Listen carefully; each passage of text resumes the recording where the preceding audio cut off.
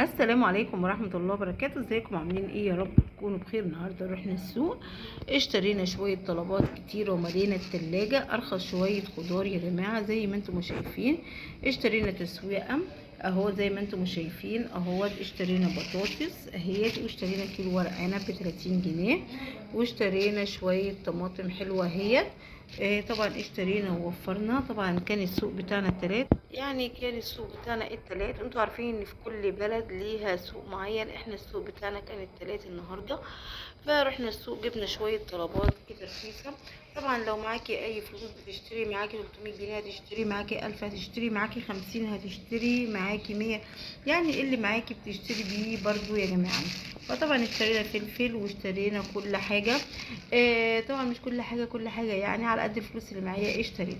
فطبعا بتبقى الاسعار في متناول ايد الجميع، بتبقى فيها حاجه غاليه وحاجه رخيصه وحاجه وسط يعني. مش كل حاجه بتبقى كل حاجه على قد متناول ايديكي. فانا اشتريت شويه الخضار دولت بكام؟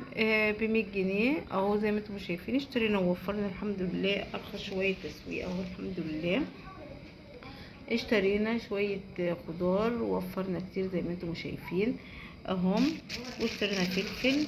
طبعا الفلفل دوت اليوم التلات بيبقى ب20 جنيه، لكن انا اشتريته ب15 جنيه زي ما انتم شايفين اهو.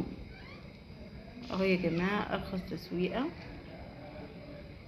اهو زي ما انتم شايفين. طبعا يوم التلات ده بتبقى الاسعار رخيصة جدا اهو زي ما انتم شايفين.